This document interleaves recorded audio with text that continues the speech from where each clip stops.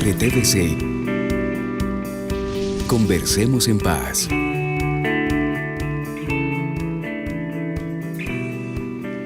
Buenas noches y bienvenidos a Conversemos en Paz. Tenemos hoy un programa muy especial con 3 destacados altos funcionarios del gobierno en temas que tienen que ver con la reconciliación, con la paz, con la cooperación internacional, con las víctimas, los desmovilizados. Son ellos Joshua Mitrotti, director de la Agencia Colombiana para la Reintegración, ACR. Bienvenido, Joshua. Gracias, Ricardo. Qué rico estar aquí. 2 cifras para ponernos en contexto y seguir la conversación. ¿Cuántos participantes tiene hoy el programa y cuántos años lleva el programa de reintegración? El programa lleva 13 años construyendo sobre lo construido desde un enfoque técnico y humanista, y en Colombia se han desmovilizado 59.000 personas, al proceso han ingresado voluntariamente 49.000 personas, de las cuales hoy 14.000 han culminado con éxito, son ciudadanos con plenos derechos y plenos deberes. Bien, está con nosotros también Alejandro Gamboa, director de la Agencia Presidencial de Cooperación Internacional de Colombia. Bienvenido, Alejandro. Muchas gracias, Ricardo. Un gusto estar acá y buenas noches a todos los televidentes. Gracias. ¿Cuándo fue creada la Agencia de Cooperación Internacional? La agencia inició con esta generación de nuevas instituciones que creó el gobierno Santos a principios de su primer gobierno. Llevamos ya 4 años. Ustedes son coordinadores de la cooperación internacional para temas de reconciliación, posconflicto. No, en general toda la cooperación. Sí, lo que nosotros hacemos es guiar y coordinar toda esa cooperación internacional que entra a Colombia, pero también tenemos un rol, y es ese rol que toma este país que progresa y este país que tiene muy buenos casos para compartir entre Colombia y con el resto del mundo. Entonces compartimos conocimiento con otras partes del mundo. Esa es la cooperación que Colombia ofrece a países que tienen retos de desarrollo. Bueno, muchas gracias. Y con nosotros también está Alan Jara, director para la Unidad de Víctimas. Bienvenido, Alan. Gracias, Ricardo. Un gusto saludarlos, lo mismo que a Joshua, Alejandro y a todos los televidentes. ¿Cómo te sientes en la Unidad de Víctimas siendo una víctima directa del conflicto? Con una enorme responsabilidad, porque pues, la Unidad de Víctimas tiene ahorita una tarea muy importante en el posconflicto, en la reconciliación, y es la atención a 8 millones de víctimas. 8 millones de víctimas. Ese es el registro único que tenemos. Caramba. Y desde luego, pues el ser víctima genera como una expectativa y una posibilidad adicional. Entonces la gente le dice a uno, como usted es víctima, usted sí me va a ayudar. ¿Usted me entiende? Usted me entiende, y yo sí lo entiendo. ¿Y sí lo entiende? Yo sí lo entiendo, y aunque cada víctima sabe lo que le tocó y nadie más, sí. Pero desde luego cuando le ha tocado a uno también un pedacito de eso, es muy, muy difícil lo que le ha pasado a mucha gente en Colombia. ¿Usted de dónde saca la fuerza para este trabajo? De lo que yo considero una triple bendición, Ricardo, y es esta hermosa segunda oportunidad de vida, que no todos los que estuvimos secuestrados salimos con vida. ¿Cuántos años estuviste secuestrado? 7 años y 7 meses. Caramba. No todos los que salimos con vida encontramos a la familia, y no todos los que encontramos a la familia pudimos como retomar la vida. Entonces esas 3 bendiciones me dan a mí la fuerza para hacer lo mejor posible. Bien, la semana anterior todos lo vieron, la Corte Constitucional dio vía libre a la celebración del plebiscito por la paz. Hay un ambiente en Colombia de reconciliación, de paz, y en este programa soñamos con esa paz y con esa reconciliación, y de eso vamos a hablar. Arranquemos por algo elemental, pero para situarnos. ¿Cuál es el trabajo esencial que cada una de estas instituciones, y vamos a convertir esto en una conversación, cuál es el trabajo esencial que estas instituciones están haciendo por la reconciliación y la paz en este año, digamos, clave de la historia de Colombia? Adelante, bueno, Alan. Para hablar de reconciliación y de paz, después de un conflicto que ha causado tanto dolor en tantas familias, pues desde luego tiene que haber una política desde el gobierno, desde el Estado, que tenga en cuenta ese dolor y esa circunstancia por la que han pasado tantas familias.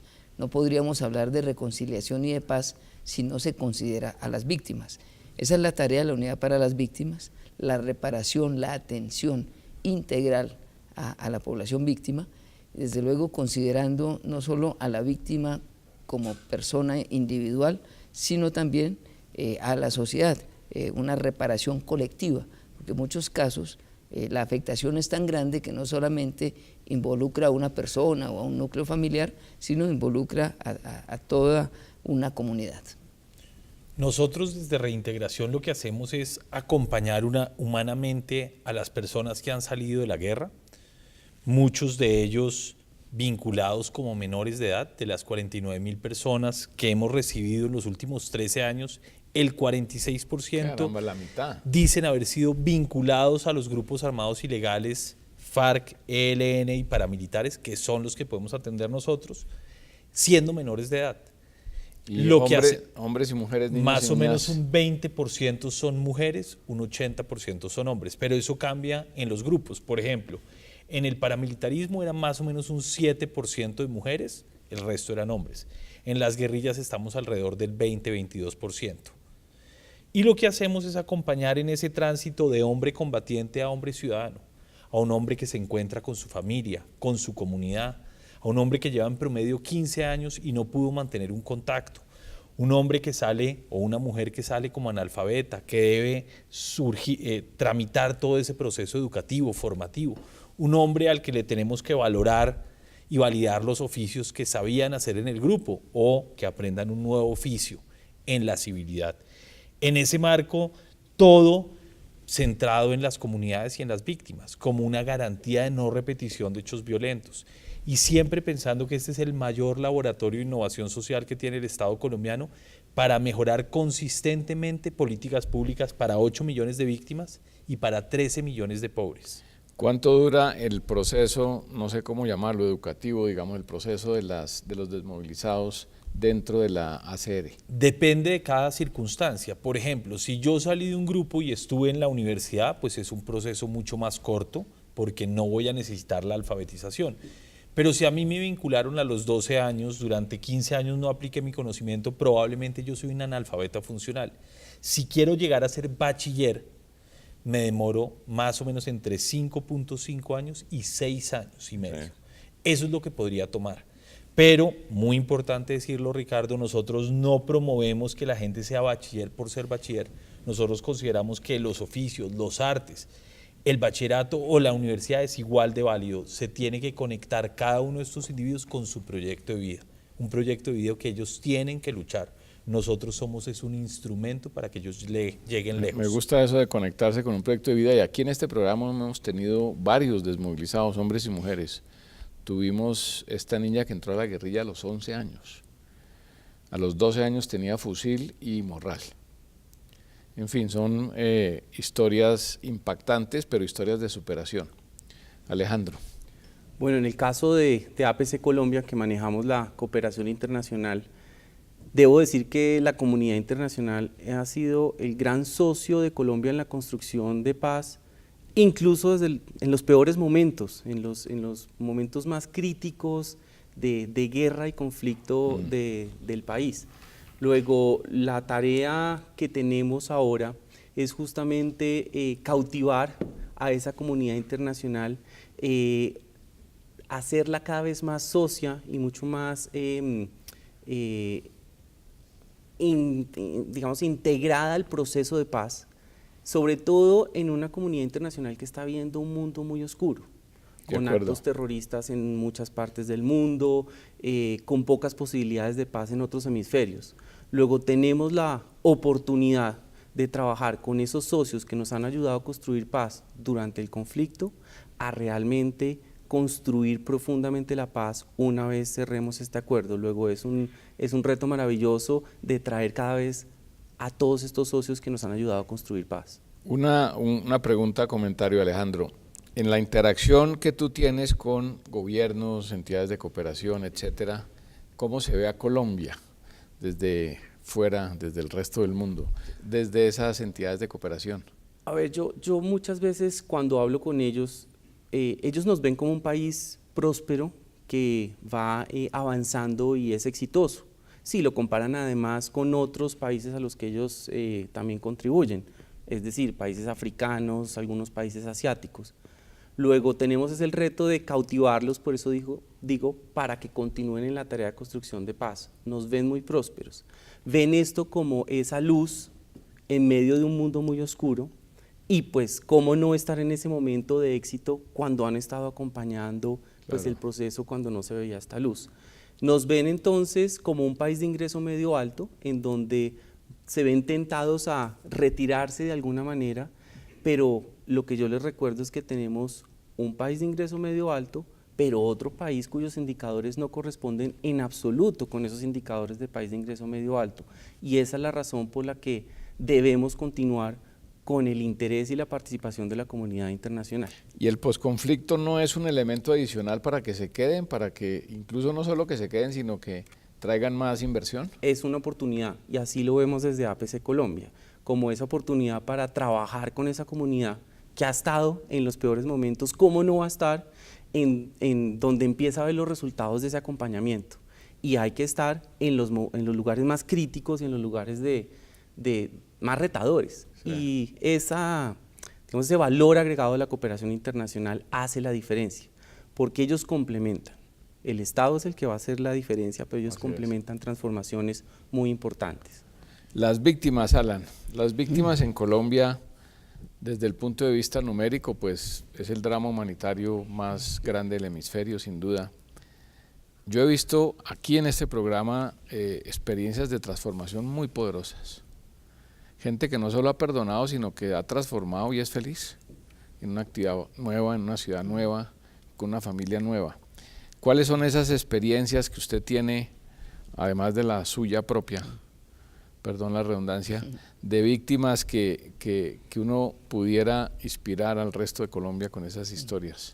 A mí tal vez lo que más me sorprende y que valoro mucho es la disposición favorable de la mayoría de las víctimas frente a temas de paz, de reconciliación. ¿Y de perdón? Y de perdón. Es increíble, pero cuando uno conversa con alguien que ha sido víctima, casi siempre tiene esa disposición hacia el perdón, la reconciliación, la paz. Y yo siempre pregunto, ¿por qué usted tiene esa disposición? La mayoría de las veces es la respuesta, porque yo no quiero que a nadie le pase lo que a mí me pasó. Porque la gente dimensiona el daño tan terrible. O sea, uno no le desea eso ni a no su se lo peor desea enemigo. ni al peor enemigo. También encuentra uno el lado opuesto, ¿no? Le dicen a uno, oiga, Alan, es que eso que le hicieron a usted, eso sí, terrible. Y entonces digo yo, sí, pero pues hay que perdonar y echar para adelante, ¿no? Sí. No, es que no se puede, porque es que lo que le hicieron a usted es terrible.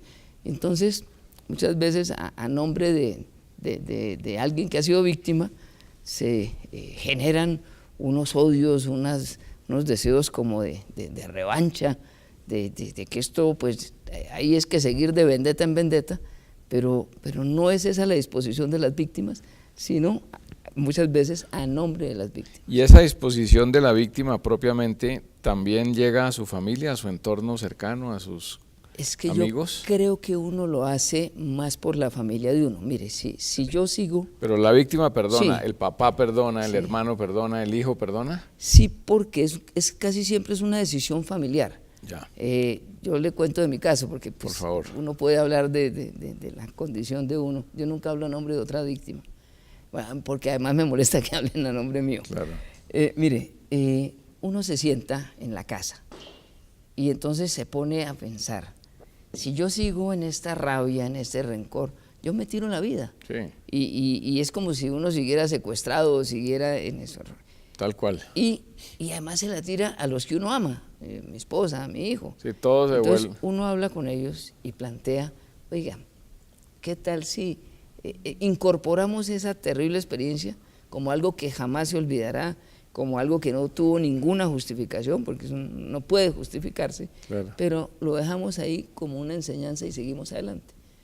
Y eso fue lo que usted hizo con su familia. Eso fue lo que yo hice con mi familia, y mi familia, pensando exactamente lo mismo, pero le daba como pena conmigo proponerme lo mismo. Sí. porque dicen, no, pues... Sí, el afectado directo. Sí, aunque yo estoy convencido de que en el caso del secuestro sufre más la familia que uno mismo, por la incertidumbre.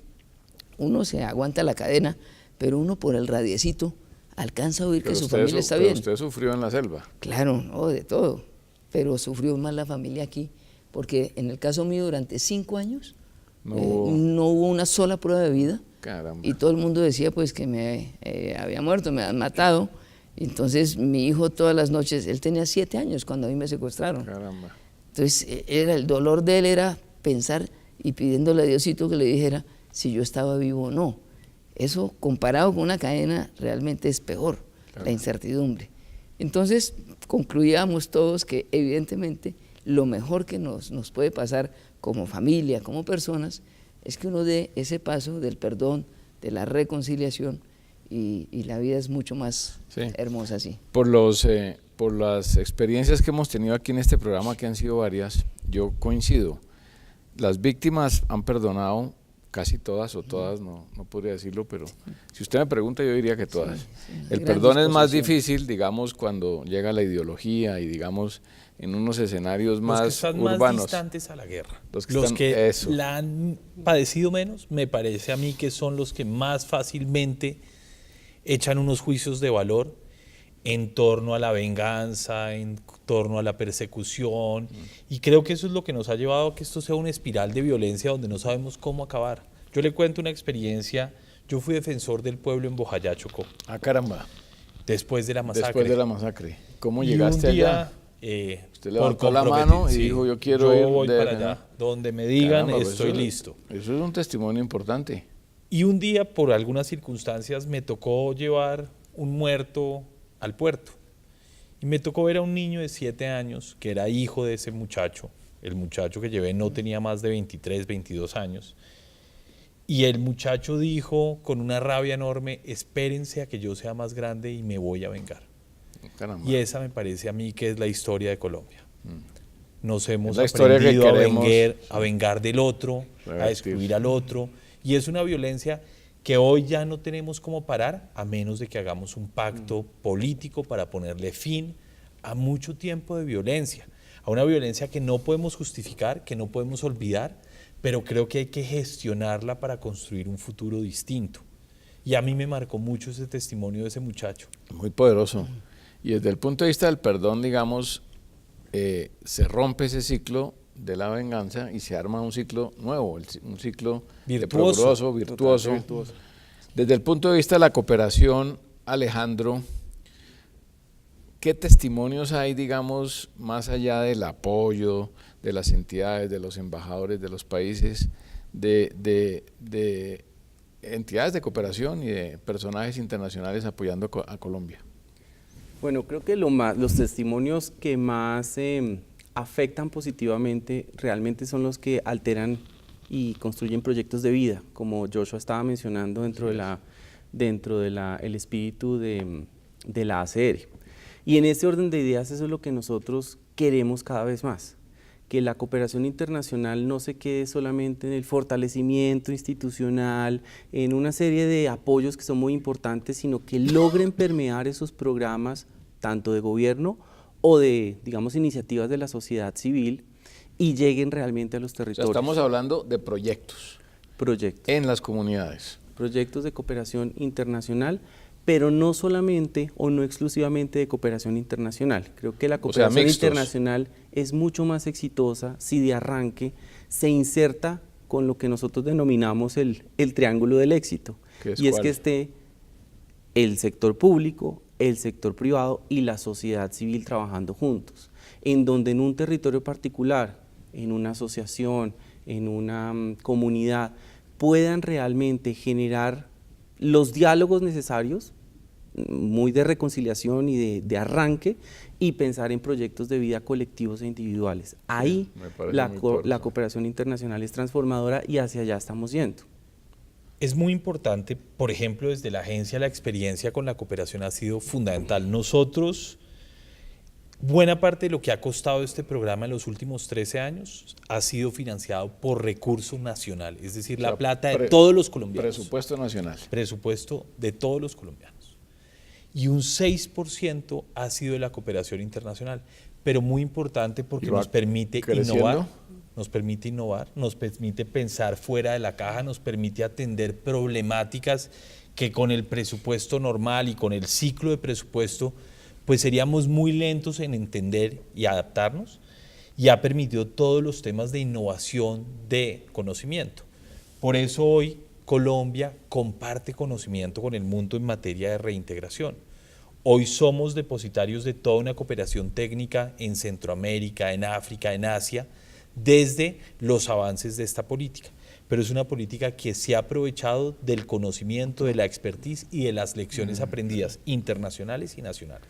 Un ejemplo, por ejemplo, de este ejercicio de cooperación con la unidad de víctimas y la Agencia de Cooperación del Japón, hicimos un proyecto para vincular a la vida laboral a víctimas discapacitadas. ¿Y discapacitadas por el conflicto? Como consecuencia del conflicto. Correcto. Y ahí entonces, digamos, lo que Joshua comenta es muy importante, y es cómo permite un proyecto pensar en algo nuevo, incluir una nueva experiencia y eventualmente volverla política pública. Eso es realmente lo que la cooperación internacional contribuye a hacer, pero finalmente siempre pensando en proyectos de vida. ¿Cómo yo debo o puedo transformar una vida? En el diseño está la gente como en el centro, la persona, la familia, la comunidad. Sí. Alan iba a decir algo. Sí, que hay otro plus de la comunidad internacional, y es que muchas veces en los territorios las personas tienen cierta desconfianza frente a autoridades de gobierno, y la comunidad internacional le avala un proyecto y le da confianza, le da credibilidad.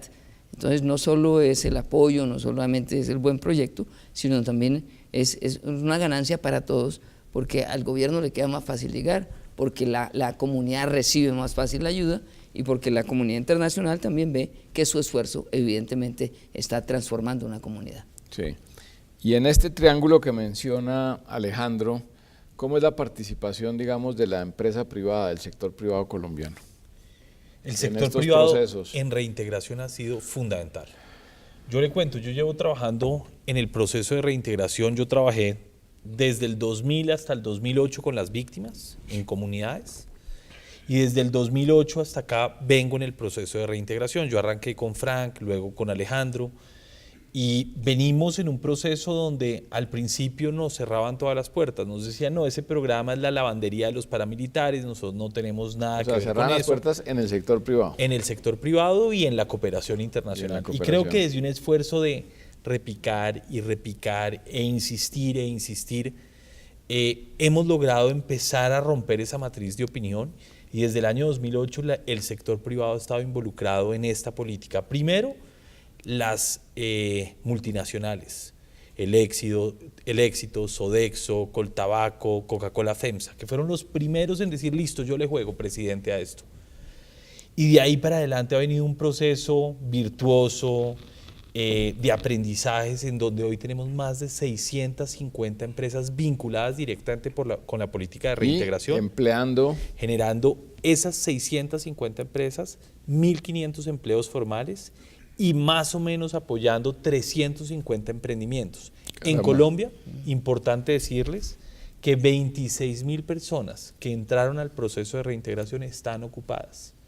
9.500 de ellos tienen un empleo formal generado por la pequeña, la mediana y la gran industria. Y muchos son empresarios, o sea, se han independizado. Pero no excluimos el mundo de la empleabilidad. La gran mayoría de los ciudadanos del mundo estamos diseñados y tenemos características para ser empleados, no para ser emprendedores. Normalmente con las políticas que atienden a personas en condición de vulnerabilidad, se piensa que lo que tenemos que hacer es emprendimientos. Y ese es otro gran aprendizaje de la política de reintegración. Y por último, no todos son emprendimientos. No todo puede ser emprendimiento, o no todos tienen las cualidades para ser emprendedores. Y el otro gran aprendizaje es que este modelo de intervención piensa lo productivo no como el camino de entrada, sino como el camino de salida, donde ya hay unas competencias y unas habilidades que le permiten aprovechar ese plante o ese capital semilla para realmente construir la sostenibilidad. Bueno, ese comentario que acaba de hacer Joshua me da para preguntarles esto, los aprendizajes. ¿Qué aprendizajes en el tema de víctimas, en el tema de cooperación internacional, digamos, para mejorar de cara a lo que viene? Lo que viene es más grande de lo que hay ahora. Claro que sí. Digamos, viene un posconflicto formal, ya estamos en posconflicto, pero a partir de la firma de los acuerdos se inicia una etapa, digamos, mucho más intensa. Aprendizajes en el caso de víctimas, Alan. Yo creo que en la política. Lo más importante es que este gobierno hizo algo extraordinario. Y primero fue reconocer que había conflicto, porque es que hace poquitos años se decía que no había conflicto. Claro. Y si no había conflicto, pues no había víctimas. Y si no había víctimas, pues no había quien las atendiera. Claro. Entonces, esa decisión de reconocer el conflicto, de crear una institucionalidad para ello, con la ley de víctimas, la unidad de víctimas, la de restitución de tierras, memoria histórica, todo eso ha logrado en muy poco tiempo. Esta ley lleva 5 años, en la institucionalidad eso no es nada. Claro. Ha logrado que las víctimas se posicionen, se empoderen, conozcan sus derechos, los exijan, y esa es tal vez la principal lección que tenemos en la unidad, y es cómo ese empoderamiento pues hace que cada vez sea más alta la responsabilidad que se tiene para poder responder a las necesidades. Se empoderan, pero son más exigentes. Claro, porque hay unos derechos Por supuesto. y tienen todo el derecho a ser exigentes. Y eso obliga a todo el Estado, porque este no es un problema de la unidad de víctimas, es un problema de todo el Estado y un sistema nacional de atención a las víctimas. Y en ese sistema están 53 entidades nacionales, los 32 departamentos, los 1.102 municipios, todos con el propósito, porque es que estamos hablando de 8 millones de víctimas. Entonces, tiene que ser un esfuerzo monumental, y no solo el Estado, sino cooperación internacional, empresa privada, y por qué no decirlo también, el fondo se nutre de bienes mal habidos, que son la restitución de bienes. Exacto, son transferidos a ese fondo de reparación, que tiene que ser uno de los elementos con los cuales pues el Estado pueda cumplir con esa responsabilidad. Aprendizajes en el caso de cooperación internacional. Ricardo, yo creo que un aprendizaje y reto permanente es el no trabajar individualmente. Muchos proyectos de cooperación internacional surgen como proyecto exclusivo de cooperación internacional, y desafortunadamente eso tiene la probabilidad más grande de no tener sostenibilidad. Luego, el aprendizaje más grande para nosotros es siempre incluir socios, y que el cooperante sea un socio más. El cooperante no es nacionales, empresa privada, el triángulo del éxito, sí. Privado, entidades público, sociedad civil, gobernaciones, alcaldías y gobiernos a todos los niveles. Muy pensando, yo creo que otro aprendizaje es oír mucho al territorio. Eso ya está mucho en nuestro libreto, estamos ya casi que libreteados para decir eso, pero en efecto tenemos que hacer eso. En efecto lo hacen. Y tenemos que hacerlo. Salen a las regiones. Tenemos que atender lo que surge allá. Lo que una asociación de pequeños campesinos en un lugar determinado define qué es lo que quiere es mucho más valioso que lo que un técnico pagado por la cooperación internacional dice que se debe hacer ahí. Luego, todos esos aprendizajes y toda esa manera de hacer las cosas es lo que, pues un poco bajo el aura de la reconciliación y de la construcción de paz, debemos hacer de manera muy efectiva. Bien, Joshua quiere hablar, vamos a hacer un breve corte, ya regresamos, lo ponemos de primero. Estamos con Joshua Mitrotti, director de la Agencia Colombiana para la Reintegración, Alan Jara, director de la Unidad de Víctimas, y Alejandro Gamboa, director de la Agencia Presidencial de Cooperación Internacional. No se vayan, ya regresamos. En RTVC, conversemos en paz.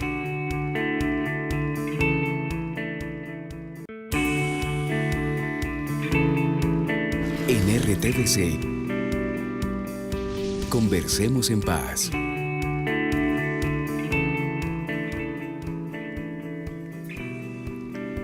Continuamos en Conversemos en Paz. Esta noche estamos hablando con 3 altos funcionarios del gobierno.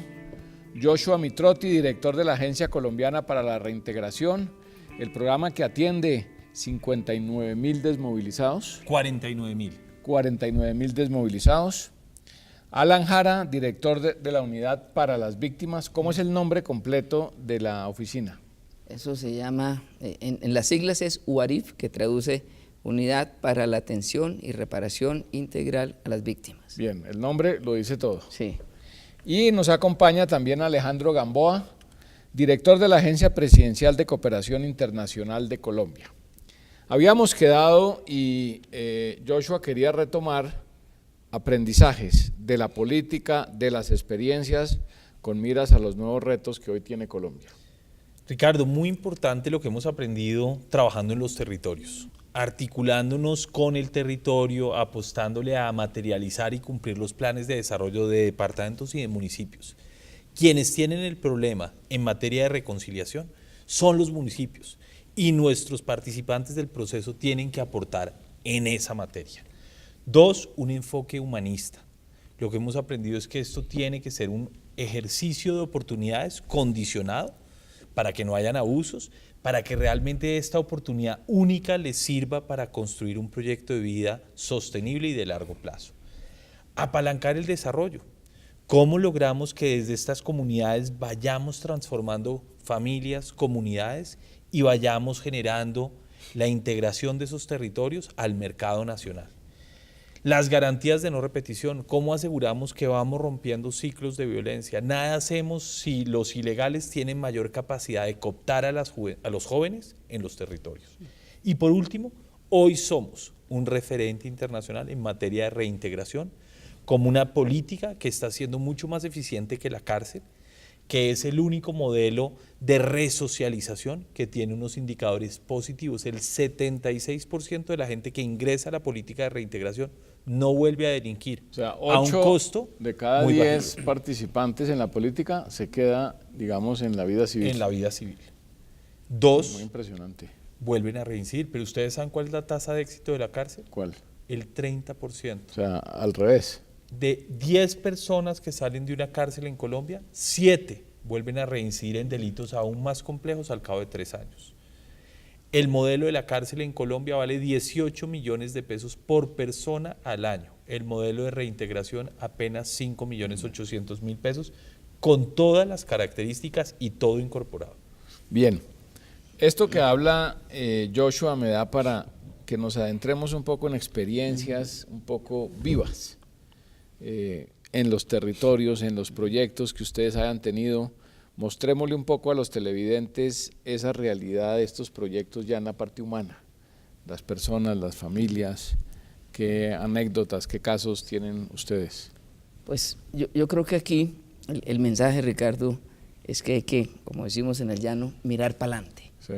Nosotros tenemos un gran panorámico y a veces en lugar de estar mirando el panorámico nos centramos en el pequeño retrovisor Sí. y nos empeñamos en mirar hacia atrás. Ok, está bueno esa figura. Sí, yo recuerdo, en algún momento veníamos de Puerto Inírida en un avión y estábamos pasando ¿Venían de dónde? de Puerto Inírida, que eso es en el Sí, Guainía. en el Guainía, ¿pero qué? Hacia- ¿De una reunión? De una cumbre de gobernadores, sí, veníamos de una cumbre de gobernadores con el presidente, todo. En el avión En presidencial. el avión presidencial, sí. Y yo estaba mirando por la ventanilla porque íbamos justo sobre el río Inírida y a mí me habían tenido ahí y estábamos pasando por la selva O donde sea, yo usted estuve vio años. en el allá. sitio que estuvo casi 8 años. Ahí. Y entonces, pues yo me quedé viendo por la ventanilla y el gobernador del Atlántico, Segebre, que venía al lado mío, me dice... Eduardo Verano. No, Segebre, Segebre. el anterior. Me dice, ¿qué, Alan? ¿Pensando que estuvo allá? Sí. Y yo le dije, no, mano, pensando que estoy acá. Estoy acá. ¿Sí? Que es como el enfoque que yo creo que tenemos que, a propósito del pequeño retrovisor y del gran panorámico, Bueno, mirar para me adelante. hace acordar de algo que yo he repetido y voy a confesarlo aquí, ya que estamos hablando de experiencias personales, que he repetido en un par de conferencias. Yo estuve presente cuando a usted le dieron el premio del mejor al gobernador de reconciliación de la entidad Colombia Líder. Sí, Y ese discurso que usted dijo, saludó a su esposa, dijo, estoy aquí, pero estuve 8 años. Y recordé que usted cuando salió libre, incluso lo recorté y lo tuve por años, el día que salió el titular en El Tiempo diciendo yo perdoné a mis secuestradores de las FARC. Y yo dije en esa conferencia que eso que ha dicho usted y que han dicho otras víctimas, otros secuestrados en este programa y en otros, es de la misma estatura humana y espiritual de Nelson Mandela. La misma estatura humana, porque Nelson Mandela salió de la cárcel y dijo, allá en esos barrotes dejé el odio y la venganza, porque si los hubiera traído no sería un hombre libre. Sí. ¿Qué es lo que usted hizo?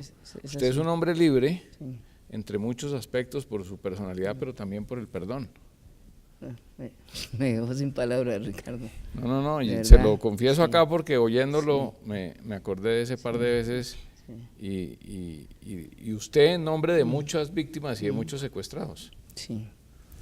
Experiencias. Bueno, desde el universo de la cooperación internacional uno se encuentra con lo que nosotros nos gusta denominar líderes de cambio. Bueno, aquí tenemos y estamos conversando con un líder de cambio. Y tenemos un sinnúmero de historias.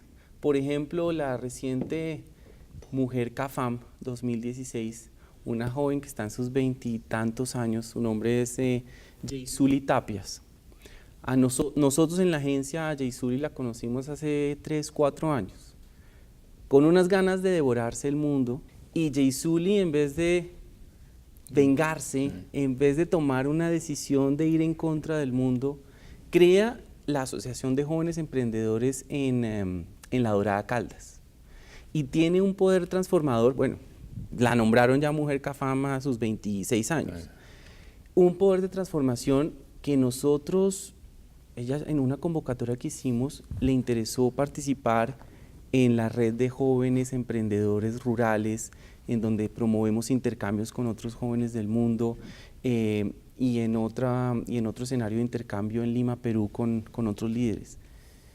Y el poder transformador de esa mujer es impresionante, arrastrando ya a toda la juventud de La Dorada Caldas y queriendo ya... Una zona de violencia fuerte. Una zona altamente Allí, histórica. Ahí nació el paramilitarismo, ahí hubo épocas muy oscuras. Como ella, entonces tenemos líderes de cambio impresionantes dentro de, por ejemplo, el programa de la Unión Europea de años atrás, de los programas de paz y desarrollo. Sí. Pues de ahí vemos la creación de toda la red de ProDePaz. Sí. Que es una red en donde pues uno encuentra nombres como el mismo padre Pacho de Ru, Miriam Villegas, con quienes nosotros trabajamos en el día a día para llegar al territorio uniendo fuerzas. 25 años de trabajo, presencia en 500 municipios, en proyectos. Y realmente uno se encuentra con líderes de cambio en cada uno de estos proyectos, sobre todo si son proyectos realmente que tienen conexión con el territorio. Esa es la diferencia, que tienen conexión con la transformación de unas vidas, y esos realmente son los que se empoderan del asunto y transforman sus lugares. Una pregunta, Alejandro.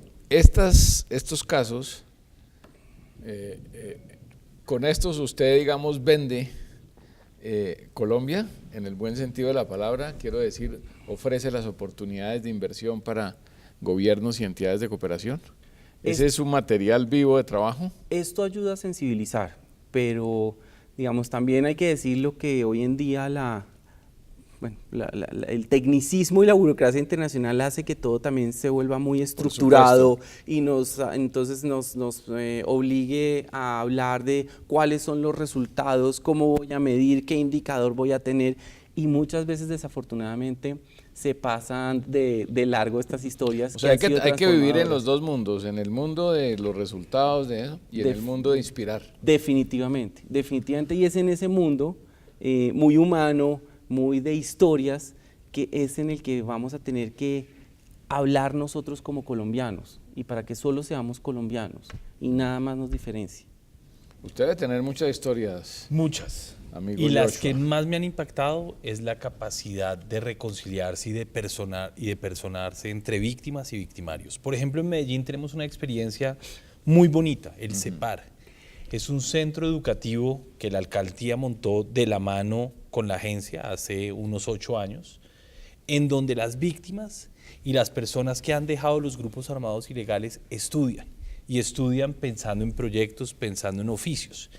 Ahí Había un profesor de matemáticas, un profesor que estuvo en el bloque Cacique en Utibara, que O sea, salió, FARC. no, paramilitar. Paramilitar, disculpa. Él salió inválido de la guerra, salió con mucha rabia, y él mismo cuenta que para él la desmovilización fue una oportunidad, uno, para reconciliarse.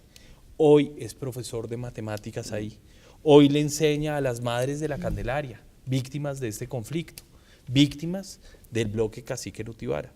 Y ahí hay unos ejercicios de perdón, de reconciliación y de reconstrucción de los tejidos sociales que son fundamentales. En Medellín una vez me encontré una señora a quien el bloque Cacique en Utibara había desaparecido a sus 5 o 4 hijos.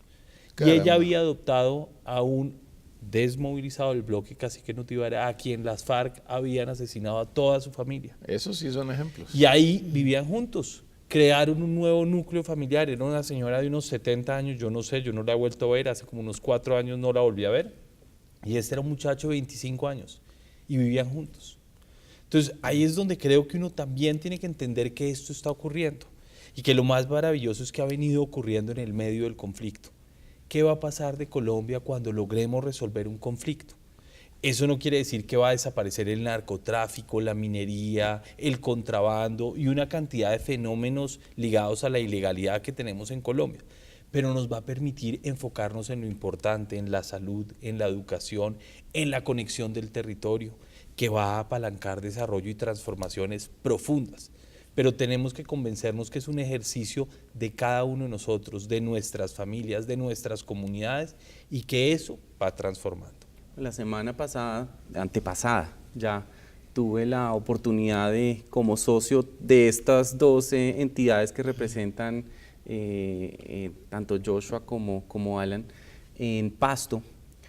Vi pues claramente un acto de reconciliación entre una pareja, él exguerrillero, ella víctima, con un hijo, y como consecuencia de un programa, Triángulo del Éxito, en donde estaba el sector público en cabeza del SENA, de la Agencia Colombiana de Reintegración, de la Unidad para las Víctimas, capital de una, digamos, una fundación, y por supuesto el involucramiento de la alcaldía y la gobernación, atendieron a una serie de personas de ambos, digamos, de ambas poblaciones.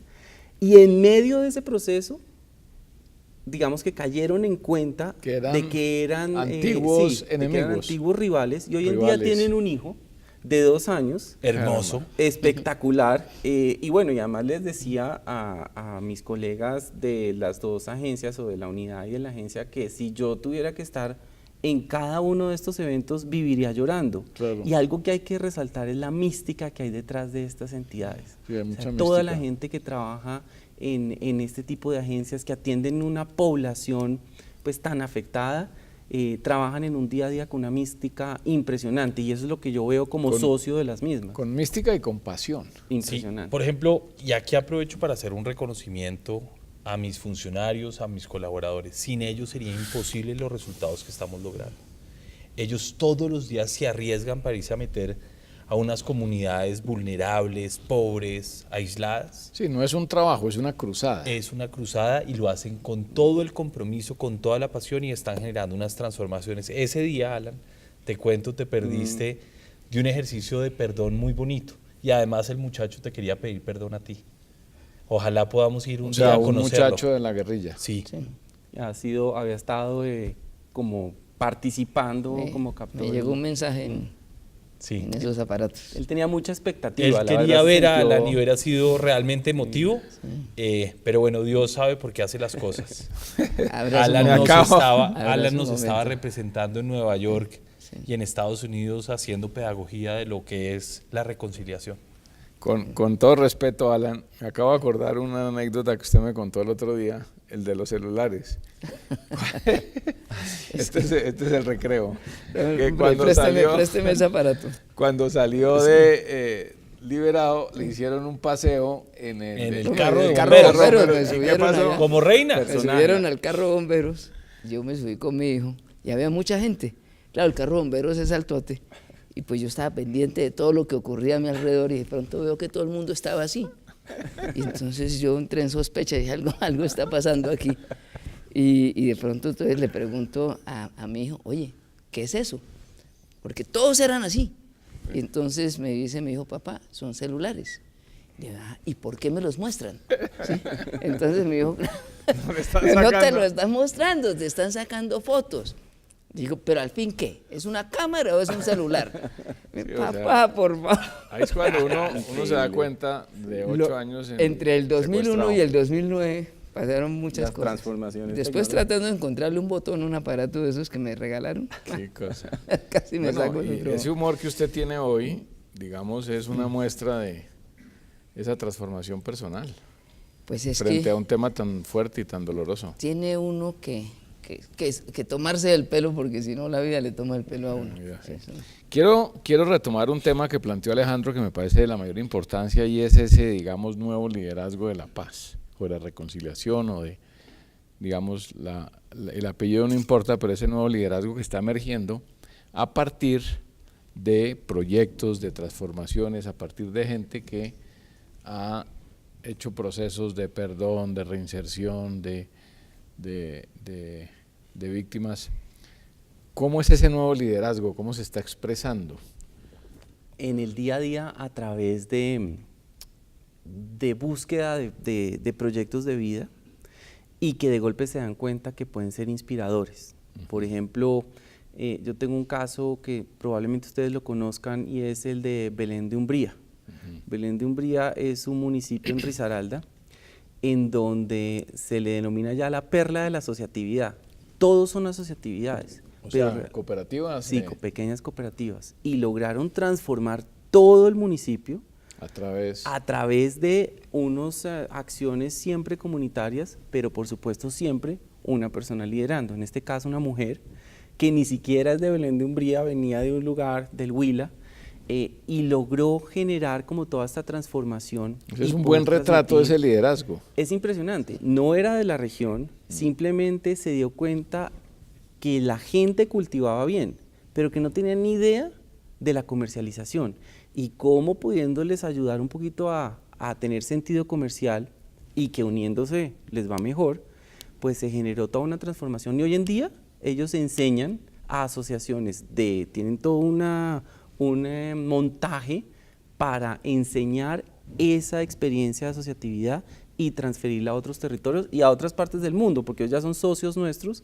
que exportamos a El Salvador, a otros países de Mesoamérica y el Caribe. Así que siempre hay un líder de cambio detrás y está detrás de un proyecto. Y tiene mucho que ver con proyectos comunitarios, con asociatividad, con, digamos, facilitar esa transformación, pero de abajo hacia arriba. Deseos transformadores de abajo hacia arriba. Sí. ¿Qué dice el amigo Joshua? Mire, yo creo que los nuevos liderazgos tienen que ser liderazgos que trasciendan a las personas, que trasciendan el yo y el ego. Tienen que ser liderazgos amarrados a la honestidad y comprometidos con que este país es posible, es viable y es deseable y que eso depende de los comportamientos y del ejemplo que demos. Sí. El tema del ejemplo es muy importante porque esos testimonios es lo que genera, digamos, una cadena virtuosa, ¿no? Uno detrás de otro.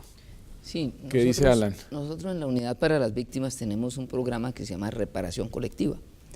La idea de esa reparación colectiva es precisamente aprovechar todos esos liderazgos positivos que hay desde las víctimas y involucrando a toda la población, porque tampoco pues se trata de aislar a nadie, y a partir de esa decisión construir proyectos de vida, hacer posibles sueños, recuperar lo que se perdió en la guerra y creo que esa es la principal tarea que vamos a tener ahora que llegó el tiempo de la paz y es precisamente construir esa paz allá en los territorios, pero basado en esas experiencias. Yo recuerdo una en el municipio de El Castillo. Castillo Meta. Que hubo tomas guerrilleras, masacres paramilitares, asesinato de la alcaldesa, de sus funcionarios, de todo. Eso fue tremendo. Y entonces intentamos desde la gobernación hacer un parque de memoria. ¿En el municipio? En el municipio. Y ver usted lo interesante y lo complejo que se volvió, porque, claro, cada uno tiene su memoria, cada uno tiene su convicción de qué es lo que hay que hacer. Y resulta que allí había habido víctimas de todos los sectores, de agentes del Estado, de la guerrilla, de los paras, y conciliar todo eso se volvió en una experiencia de construcción de tejido social tan importante que unas víctimas y otras que de pronto al principio no tenían ni siquiera una conexión, terminaron trabajando juntos. Y el monumento, que lo recuperaron de épocas anteriores, tiene el nombre más hermoso, que es Anhelos Infinitos e Irreversibles de Paz. Caramba, y ese Y es así un se llama. monumento en el Allá Castillo se está Meta, haciendo, sí, en la señor. plaza de Castillo. Sí, Se está plazas, haciendo. Sí, 3 plazas, además se tomó 3 manzanas porque, para poder conciliar todo. Pero 3 manzanas que había sido también en un hecho del conflicto arrasadas. Sí. Y hoy es el Parque de la Paz allá. Bueno, yo quisiera redondear con un tema, una palabra que mencionó Alan, los sueños. ¿Con qué sueñan ustedes desde el punto de vista de la cooperación, de los reinsertados, de las víctimas? Más allá de los objetivos, ¿con qué sueñan ustedes en su trabajo? Que ya vimos que ¿no? es una causa que tiene mucha pasión por lo que les he escuchado aquí.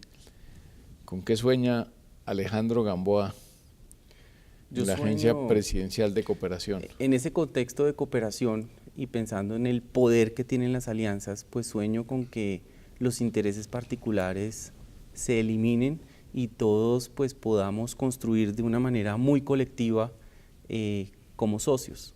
Realmente mi sueño es construir bajo la premisa del poder de las alianzas, son totalmente transformadores. Se me olvidó hacerte una pregunta porque hice preguntas de cifras. Estamos hablando de cuántas agencias de cooperación y gobiernos directamente involucrados en Colombia, más o menos. Bueno, digamos, en términos de agencias, los principales cooperantes, digamos, el 70%, 75% de los recursos de cooperación internacional que recibe el país está en manos de 7 países.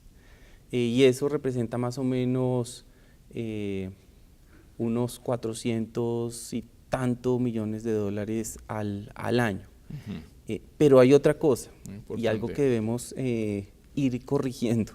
La cooperación internacional no es solo financiamiento. Correcto. La cooperación internacional es conocimiento.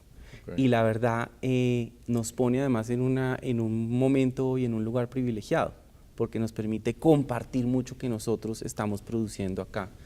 Como consecuencia de esta construcción de paz. Y ya es, digamos, también de aquí hacia allá. Con proyección. Digamos, el modelo colombiano, en la medida en que ha avanzado, las capacidades, las lecciones aprendidas. Las lecciones aprendidas. ¿Con qué sueña Joshua Mitrotti en el programa de reintegración? Sin duda alguna, que Colombia sea un país en paz y que eso depende no del gobierno, de todos los colombianos.